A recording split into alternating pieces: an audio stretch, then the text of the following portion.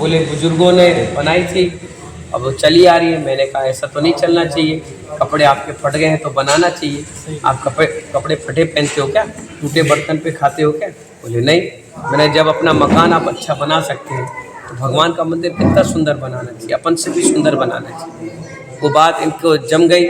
जमने के बाद ये मीटिंग करी, 70-80 घर की समाज इनकी उस मंदिर से जुड़ी थी, सबकी बैठक हुई कि हमारा अमित शास्त्री जी के भाव बने कि वो वेदी मैं अपनी तरफ से बनवाना चाहता हूँ। जब एक डोनेटर मिला तो दूसरे ने कहा सोने का काम मैं करवाऊंगा, फिर एक ने कहा खंबा मैं बनवाऊंगा, एक ने कहा पत्थर मैं लगवाऊंगा, एक ने कहा सीमेंट मैं दूंगा। और कमेटी नई बनी थी, युवा अध्यक्ष थे, उनको जोश था तो पूरी टीम उनकी युवा थी। ये सबसे अच्छी खासियत ये है इस वेदी प्रतिष्ठा की कि ये रसीद लेके किसी के घर के नहीं गए और सारा पैसा इनको वही मिला और पूरे पात्र बन गए, सारी व्यवस्था हो गई। इसे कहते हैं होनहार की पुण्य अपने आप जोर मार गया। और हमारे राहुल भैया की अहिंसा की बनते इस जैन गोदाम का भी कायाकल्प हुआ, अपने रपयान आदिनाथ जिनालय का भी कायाकल्प हुआ।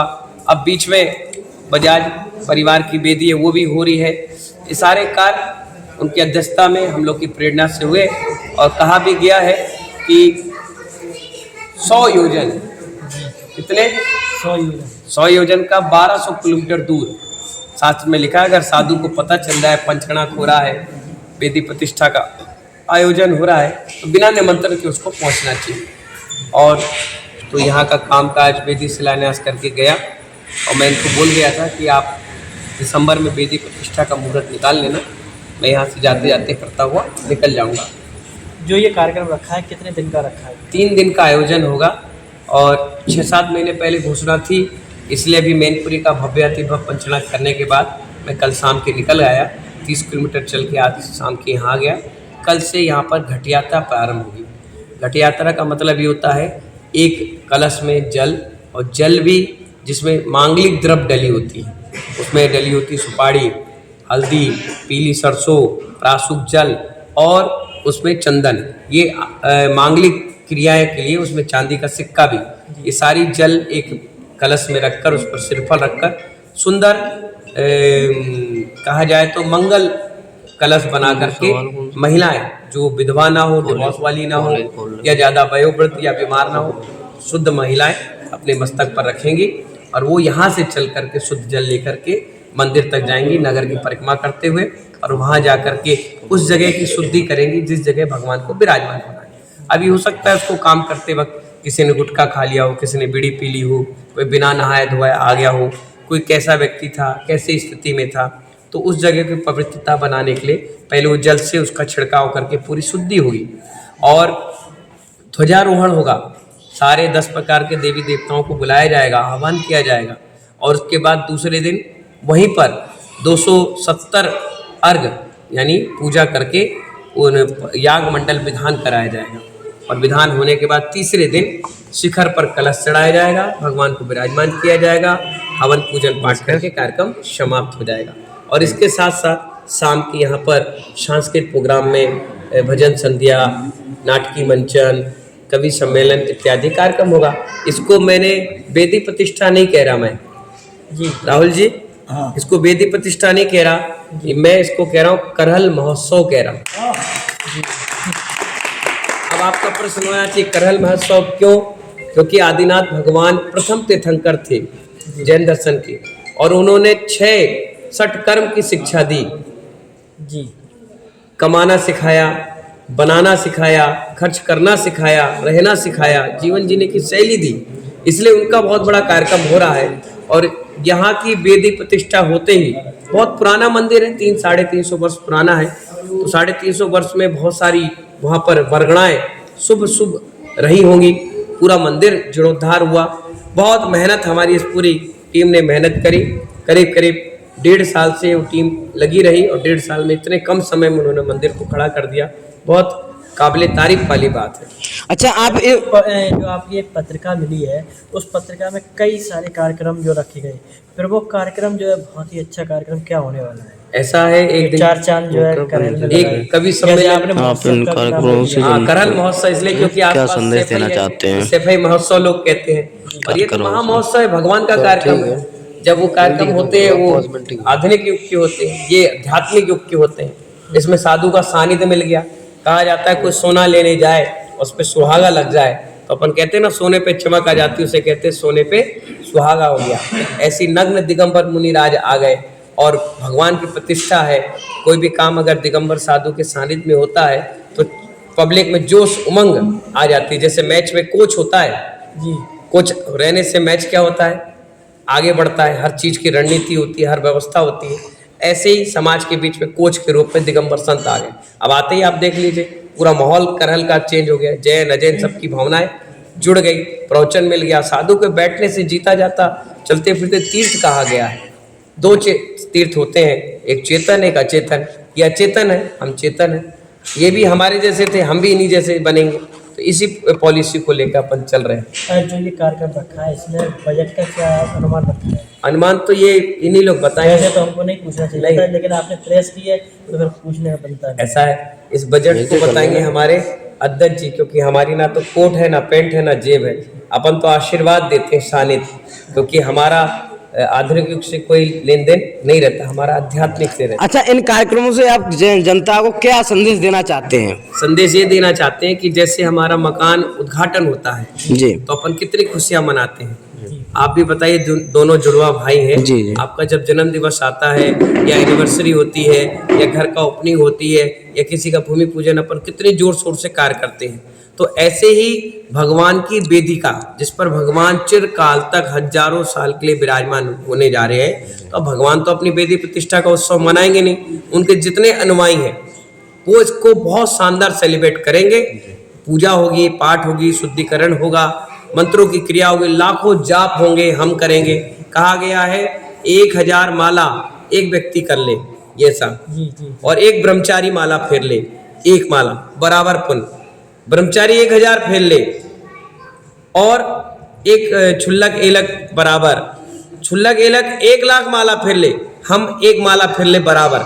इतना बड़ा शुभ और अशुभ का परिणाम का प्रभाव पड़ता है। अच्छा, इस कार्यक्रम में करने के अलावा कहीं बाहर से भी लोग, पूरे हिंदुस्तान से जो इस समाज से जुड़े हुए लोग हैं, जो यत्र तत्र विचित्र घूम रहे हैं, यत्र तत्र रुके हुए हैं, उन सब के पास इन्विटेशन पहुंचा है। मोबाइल इंटरनेट की दुनिया है, फ़ोन से, वीडियो से, न्यूज़ के माध्यम से, पत्रकारों के माध्यम से।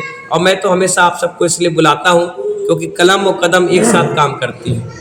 मैं कलम से काम कर रहा हूं, मैं कदम से काम कर रहा हूं, और आप सब लोग कलम से काम कर रहे हैं। कदम एक निश्चित समय तक जाते हैं, कलम ना जाने कितने तक पहुंचा देते हैं। जो मीडिया का काम है, मीडिया लाखों लोग तक मेरी बात पहुंचा देती है। नया मीडिया और धर्म की प्रभावना दोनों जुड़ जाती है तो ये प्रभावना 10 गुना और ऊंचाई तक पहुंचाती है। अच्छा, इन कार्यक्रमों के अलावा भी आप कोई कार्य ऐसा कर रहे हो जो जनता के हित में हो जनता के? अभी मैनपुरी में जी, ये करहल भी मैनपुरी जिले में आता है। जी। और करहल में आप देखिए हर 2-1 साल में आपको चुनाव का माहौल मिलता है, वादे इरादे सब मिलेंगे, बड़ी बड़ी बातें आपको सुनने मिलेगी, आपके दिल को, आपके मन को सहलाने वाले बहुत मिलेंगे। एक वोट के खातिर वो चरणों में गिर जाएंगे, बाद में आपको दिखने नामुमकिन से हो जाते हैं। लेकिन हम इरादे भी और विचार भी एक ही बना के आते हैं। अभी मैनपुरी में कुरावली हो गया, घिरोर हो गया, करहल हो गया और खुद मैनपुरी हो गया। ये चारों कस्बों में मैंने धर्म की प्रभावना करी और मैंने आप सबका दर्द समझा, देखा, विचार किया। मैंने देखा यहाँ पर एक मेडिकल कॉलेज की बहुत बड़ी कमी है। आज आप भी दुबे जी बीमार पड़ जाए तो सीधे आपको सैफई जाओ, और सैफई में अगर आपकी सिफारिश ना हो पाए, कोई व्यवस्था ना हो पाए तो सीधे आगरा, और आगरा भी ना हो पाए तो सीधे दिल्ली, और दिल्ली नहीं तो फिर सीधे ऊपर। इतने देर में तो आदमी कहाँ रुक रहा। सांसों की बहुत बड़ी कीमत हो गई, और ये कोरोना काल में आप सबने समझ लिया। इसी चीज़ों को मैंने ध्यान में रखते हुए अभी 200 बीघा ज़मीन हमारी समाज ने उसको लेने का निर्णय लिया है, जिसमें सभी समाज जुड़ रही है। और ये 200 बीघा का मेडिकल व्यसन सागर मेडिकल कॉलेज की स्थापना का हमने सिरपल फोड़वा का शुभारंभ कर दिया है।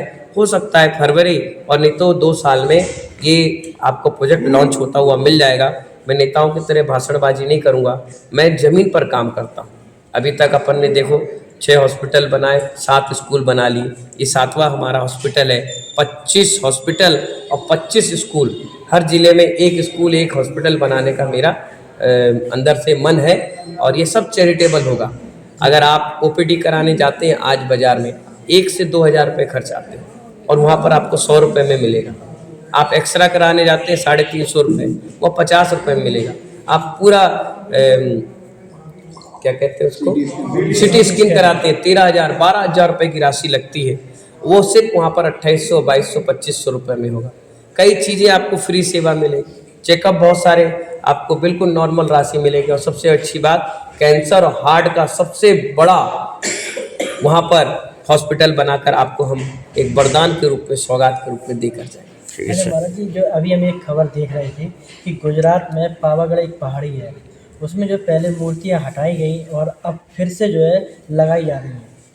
इस विषय पे अभी हमें जानकारी कुछ है नहीं, हमें चैनल वैनल दिखते नहीं है ना, जी। और अखबार वगैरह ऐसा कोई पढ़ते नहीं है। कोई बता देता है तो समझ में आता है। अब जब कभी इस बारे में कभी कोई जानकारी मिलेगी हमें, क्योंकि हम उस साइड कभी गए नहीं हैं, इसी साइड रहे, पैदल ही चलते हैं, रात के चलते नहीं हैं, दिन में चलते हैं, एक टाइम भोजन करते हैं, नग्न रहते हैं और धर्म में प्रभावना करते रहते हैं। तो जैसे कभी उधर पहुँचेंगे, कोई विषय हमारे माइंड में आएगा तो फिर मैं आपको उस विषय। अच्छा, जनता से क्या अपील करना चाहते हैं 3 दिवसीय जो कार्यक्रम है उसके संबंध में?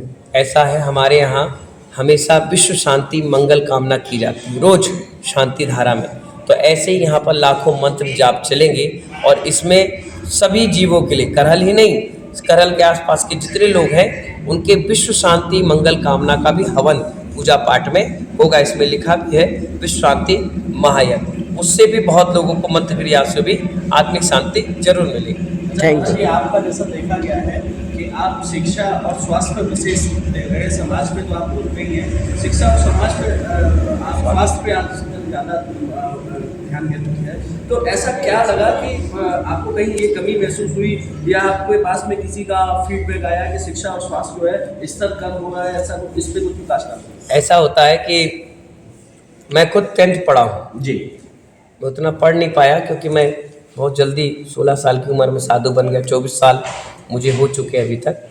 तो आप जैसे परिवार मेरे पास आते हैं, जो व्यक्ति अपने माँ बाप से नहीं बोल पाता, अपनी बात समाज के बीच रख नहीं पाता, वो हमारे पास आता है, आकर के अपना सारा दुख दर्द भूल जाता है, हल्का हो जाता है। जैसे आप क्रिश्चियनों के यहाँ देखिए, कन्फेशन एक रूम होता है, मस्जिद में मुल्ला जी होते हैं, हिंदुओं में पंडित जी होते हैं, और अपने सरदारों के यहाँ रहते हैं कई लोग, हाँ है, हाँ क्रांति रहते हैं। ऐसे दिगंबरों में भी जैन साधु होते हैं। तो लोग बैठते हैं, आते हैं, तो अपनी बात कह जाते हैं कि हमारी इच्छा है पढ़ने की, हमारे पास पैसा नहीं है, इलाज कराना है, मेरे पिता मर गए, मेरी माँ मर गई, मेरा भाई एक्सपायर हो गया।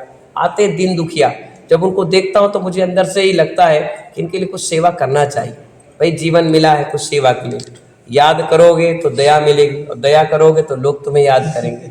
शब्द याद करिए, दया और याद। इसीलिए मेरा भाव शुरू से रहा, बचपन से ही रहा कि लोगों की सेवा भाव व्यवस्था बनाना। बचपन में भी घर पे आसपास रहता था, जानवरों की सेवा करता था, दिन दुखियों की सेवा करता था, हॉस्पिटल में जाके फल फूल वितरण करता था, पूरे आसपास के क्षेत्रों में सेवा करता था। जिस दिन मैं घर छोड़कर निकला पूरा मोहल्ला रोया, हम नहीं रोए। हमने कहा रो क्यों रहे हो? तो कहने लगे अब सेवा भाव कौन करेगा। मैंने कहा राम चले गए तो क्या हनुमान आ गए, हनुमान चले गए तो कोई और आ गया। ऐसा तो नहीं धरती में महापुरुषों की कमी हो जाती, कोई ना कोई आते रहता है। इसलिए मेरे भाव शुरू से थे सेवा भाव के, तो मैंने समाज को प्रेरणा दी। और कोरोना काल में सबको पता चल गया कि सेवा भाव डॉक्टर भगवान के रूप में होता है। मंदिर में भगवान है, लेकिन वो आपके अध्यात्म को बचा पाएगा, लेकिन शरीर को बचाने के लिए भी तो कार्य करना पड़ेगा।